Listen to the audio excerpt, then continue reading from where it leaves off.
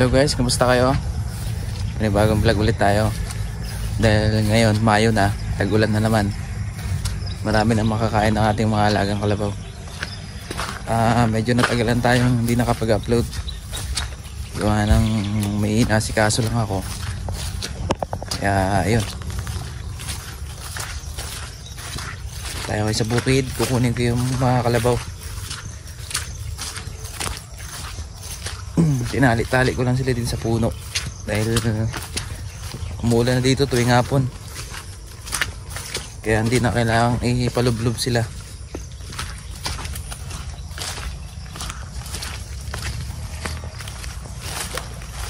Yun siya, yun na lang yung inahin natin. Ito lang yung nakatali. Yung dalawang anak niya naka-alpas lang. Kunin natin. Ayan, hila-hila ko na siya. Papastol muna natin. Isa lang naman to. Isa lang yung tatali natin dahil yung dalawa ay alpas. Ano siya sa likod. Madali lang magpastol dahil marami na sila makakain. Ayan o. Ayan. Papahila ko lang doon sa tricycle. Yung ito, itatali ko yan dyan sa tricycle para doon natin lalagay sa dulo doon, dahil doon mas marami-rami sila makakain. Ngayon yung isang anak niya, isa na doon pa sa sukal. Tara. Nakatali na siya dyan. Yan. Pahila ko lang muna pupunta doon sa malayo doon sa may tabi ng sapa. Ayan na yung dalawang anak niya yan, parehas, lalaki tsaka babae. Ito papahila ko na lang para hindi na ako babalik dito. Diretso na ako uwi mamaya pag naspasto na natin doon sa dulo. Yan, maganda na yung ano ngayon, maganda na yung paligid, maganda na yung lupa kasi basa na yung mga damo, bumerde-berde na. Maganda na ang panahon ngayon dahil na tag-ulan na. Mayo na ngayon eh. Tapos na ng ulan, kaya ngayon lang ako nakapunta. Hapon na. Ayan, parang uulan na naman oh. Itim na naman yung kalangitan. Inalpasan ko lang tong isa. Dati tinatali ko to kasi pag pinapalublob sa lubluban baka gumala. Ngayon hindi na. Dahil wala pa naman masisira mga pananim dito, banda sa amin, kaya okay lang muna, alpas lang muna yan. Ayos na. Ayan, dito na sila nakapastol sa tabi ng sapa. Ayan na, nakapadol na rin yung nanay nila. Yan dalawa, alpas lang yan para mataba-taba, wala naman masisira pa dito sa amin. Wala pa naman mga tanim yung mga tao dito malapit. Tsaka dito may mga bakod-bakod na yung mga lupa. Yung lupa namin malawak-lawak naman yan, kaya okay lang mag-alpas ng alaga para makabawi-bawi sila sa pagkain. Ayan sila, sarap ng kain nila. Maganda kasi mga damo dito banda, kaya dito ko muna sila nilagay. Matagal na sila din nakakain dito, mahaba na yung mga damo. Kasi doon bugbog na doon, panay may baka din kasi doon kumakain. Mga alpas din na baka doon, kinakainan din doon banda.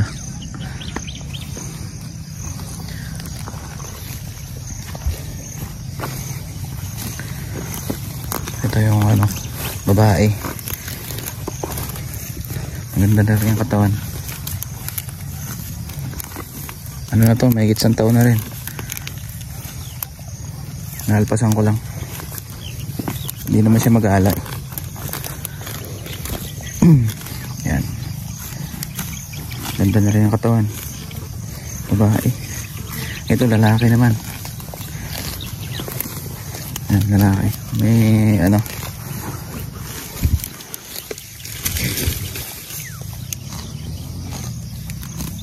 nila. Tumili pa kasi yung anak niya, kaya medyo pa yung katawan. Tsaka nakaraang mga buwan medyo mahirap ang pagkain nila. Kaya ngayon lang nakabawi-bawi. Yun o. Isa na lang inahin natin. Yung isa binenta na kasi matanda na. Matsura na kumbaga. Hindi na magbuntis. Ayan. Sarap na kain nila.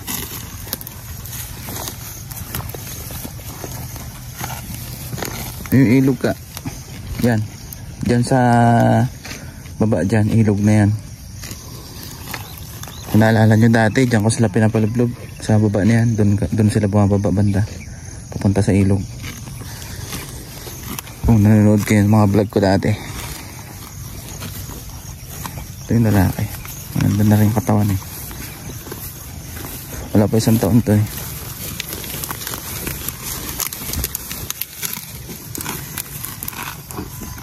Kaya na kain para makabawi-bawi.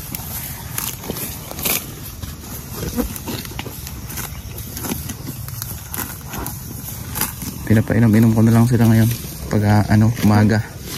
Bisa na hapon, ganyan.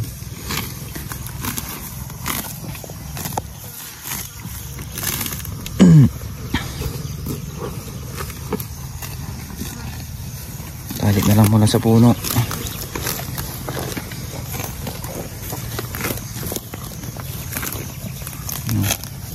Pogi ng lalaki no. Patubo pa lang sungay. Naiksi pa lang.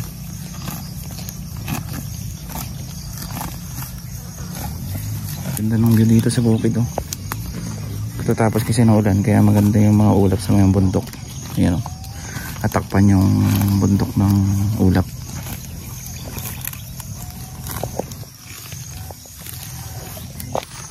So yun lang muna guys. Kita-kita na ulit tayo sa sunod na vlog. At huwag kalimutan mag-subscribe at mag-like and share. Yun lang. Bye bye. Salamat. Ingat tayo lahat.